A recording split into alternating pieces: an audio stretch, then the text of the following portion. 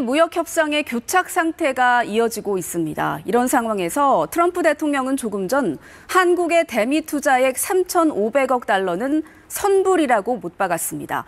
러트닉 상무장관은 일본 수준의 투자액을 원한다고 한국 측에 말한 것으로도 전해집니다. 김기수 기자가 보도합니다. 트럼프 대통령은 관세를 통해 미국이 엄청난 금액을 거둬들이고 있다고 말했습니다. 누구도 하지 못한 일을 해냈다고 자화자찬하며 한국이 미국에 투자할 금액은 3,500억 달러, 그것도 선불이라고 못 박았습니다. We have, as you know, in Japan it's 550 billion, South Korea is 350 billion dollars. That's up front. 대미 투자액 3,500억 달러, 약 490조 원은 양국이 여전히 줄다리기를 하고 있는 한미 무역 합의 최대 쟁점입니다. 트럼프 대통령의 이를 선불이라고 강조한 건 관세 인하 받으려면 돈을 내놔야 한다는 엄포에 가깝습니다. 무역 협상을 이끌고 있는 러트닉 상무장관은 더욱 무리한 요구를 하고 있는 것으로 전해지고 있습니다. 한국은 대미 투자 규모를 줄이려고 노력하고 있는 반면 러트닉 장관은 한국이 최종적으로는 일본 수준, 즉 5,500억 달러까지 투자액을 늘려야 한다고 주장했다고 월스트리트저널이 보도했습니다. 월스트리트저널은 러트닉 장관이 대출보단 현금으로 더 많은 자금 제공을 원하고 있다고 전하며 양국 협상에 간극이 벌어졌다고 전했습니다. 백악관 관계자는 신문과 인터뷰에서 미국이 한국과의 협정을 미세 조정하기 위해 노력하고 있지만 이미 합의된 내용에서 극적인 이탈을 요구하진 않는다고 말했습니다. KBS 뉴스 김기수입니다.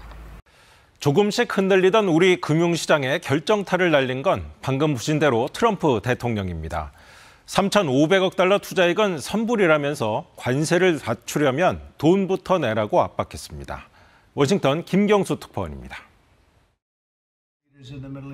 트럼프 대통령은 미국이 이젠 제대로 된 대우를 받기 시작했다며 자화자찬을 시작했습니다. 그러면서 한국과 일본의 대미 투자액을 언급했는데 특히 금액이 모두 선불이라고 못을 박듯 강조했습니다.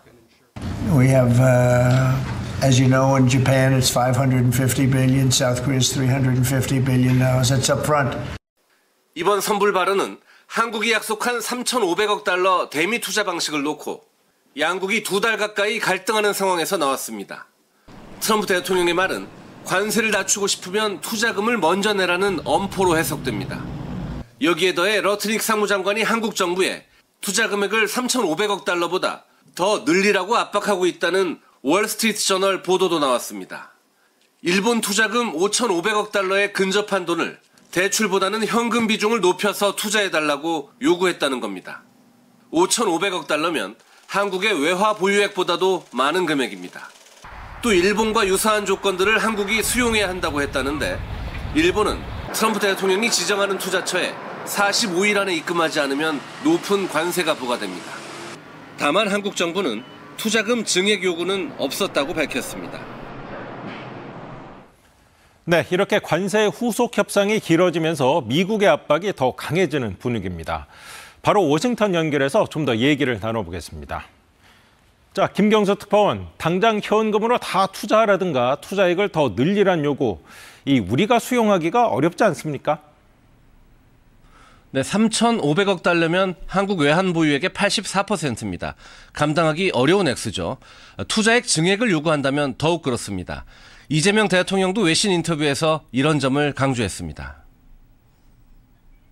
지금 미국이 요구하는 방식으로 전액 현금으로 송금 투자해야 되는 상황이라면 대한민국은 다시 IMF를 맞게 됩니다.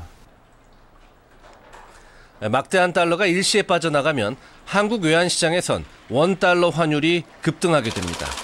정부는 이 때문에 현금 투자를 원하면 상설 통화 스와프가 필요 조건이라고 미국에 공식 제안한 상태인데 미국의 반응은 뜨뜻미지근합니다.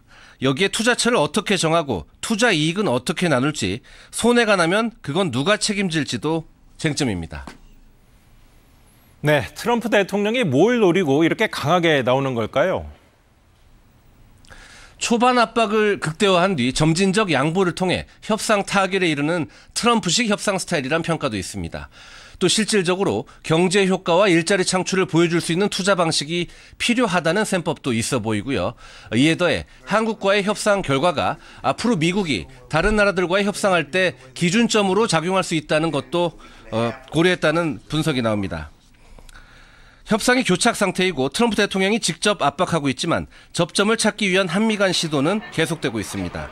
관세 협상 외에도 비자 문제나 국방비 증액 같은 안보 이슈도 한미 간에 논의되고 있기 때문에 한 달여 뒤 에이펙 정상회담 때 이슈를 망라하는 합의가 이루어질 수 있다는 관측도 있습니다. 지금까지 워싱턴에서 전해드렸습니다.